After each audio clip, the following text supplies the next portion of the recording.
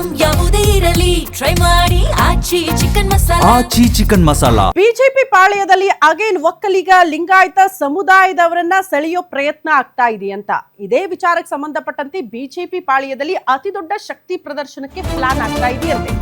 ಅಲ್ಲಿಗೆ ಪ್ರಬಲ ಸಮುದಾಯಗಳ ವೋಟ್ ಬ್ಯಾಂಕ್ ಅನ್ನ ಗಟ್ಟಿಗೊಳಿಸುವ ಪ್ರಯತ್ನ ಜೊತೆಗೆ ಸೆಳೆಯೋ ಪ್ರಯತ್ನ ಬಿಜೆಪಿ ಪಾಳ್ಯದಲ್ಲಿ ಆಗ್ತಾ ಇದೆ. ವರಿಷ್ಠರ ಸಮ್ಮುಖದಲ್ಲಿ ರಾಜ್ಯ ಬಿಜೆಪಿ ನಾಯಕರ ಶಕ್ತಿ ಪ್ರದರ್ಶನ. ಅಮಿತ್ ಶಾ ಸಮ್ಮುಖದಲ್ಲಿ ಲಿಂಗಾಯತ ಶಕ್ತಿ ಪ್ರದರ್ಶನಕ್ಕೆ ಸಿದ್ಧತೆ ಆಗ್ತಾ ಇದೆ. ಮಾಜಿ ಸಿಎಂ ಯಡಿಯೂರಪ್ಪ ಹೆಸರಲ್ಲಿ ಬೃಹತ್ ಸಮಾವೇಶವನ್ನ ಹಮ್ಮಿಕೊಳ್ಳಲಾಗುತ್ತಂತೆ.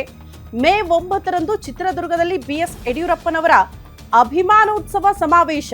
ವೀರಶೈವ ಲಿಂಗಾಯತ ವೋಟ್ ಬ್ಯಾಂಕ್ ಭದ್ರಪಡಿಸಿಕೊಳ್ಳುವಂತಹ ತಂತ್ರಗಾರಿಕೆ. ಮಧ್ಯ ಕರ್ನಾಟಕದಿಂದಲೇ ಮುಂದಿನ ಚುನಾವಣೆಗೆ ರಣಕಹಳೆ ಮೊಳಗಿಸೋದಕ್ಕೆ ಬಿಜೆಪಿ ಸಿದ್ಧತೆ ಮಾಡಿಕೊಳ್ತಾ ಇದೆ. ಪ್ರಮುಖವಾಗಿ ಲಿಂಗಾಯತ ವೋಟ್ ಬ್ಯಾಂಕ್ ಆಲ್ಮೋಸ್ಟ್ ಸ್ವಲ್ಪ ಮಟ್ಟಿಗೆ ಮಿಸ್ಸಿಂಗ್ ಆಗಿತ್ತು ಬಿಜೆಪಿ ಪಾಳ್ಯದಲ್ಲಿ. ಕಾರಣ ಯಡಿಯೂರಪ್ಪ ಅವರನ್ನ ಸಿಎಂ ಸ್ಥಾನದಿಂದ ಕೆಳಗಿಳಿಸಿದ್ರು ಅನ್ನೋ ಕಾರಣಕ್ಕೆ ಸಿಟ್ಟಾಗಿದ್ರು. ಇನ್ನೂ ಕೆಲವರು ವಿಧಾನಸಭೆ ಚುನಾವಣೆಯಲ್ಲಿ ಬಹುತೇಕ ಪ್ರಬಲ ಲಿಂಗಾಯತ ಸಮುದಾಯದ ಲೀಡರ್ಸ್ಗೆ ಟಿಕೆಟ್ ಸಿಗಲಿಲ್ಲ ಅನ್ನುವಂತಹ ಬೇಸರ ಇತ್ತು. ಹಂಗಾಗಿ ಲಾಸ್ಟ್ ಟೈಮ್ ಎಲೆಕ್ಷನ್ ಅಲ್ಲಿ ನಿಮಗೆ ಬಿಜೆಪಿಯ ವೋಟ್ ಬ್ಯಾಂಕ್ ಎಲ್ಲ ಟರ್ನ್ ಆಗಿತ್ತು ಕಾಂಗ್ರೆಸ್ ಕಡೆಗೆ. ಬಹುತೇಕ ಅಲ್ಲಿ ಲಿಂಗಾಯತ ಸಮುದಾಯದ ಲೀಡರ್ಸ್ಗೆ ಅಂದ್ರೆ ಟಿಕೆಟ್ ಕೊಟ್ಟರು ಅನ್ನೋ ಕಾರಣಕ್ಕೆ ಇಡೀ ಸಮುದಾಯ ಶಿಫ್ಟ್ ಆಗಿದೆ ಅನ್ನುವಂತಹ ಟಾಕ್ ಇದೆ.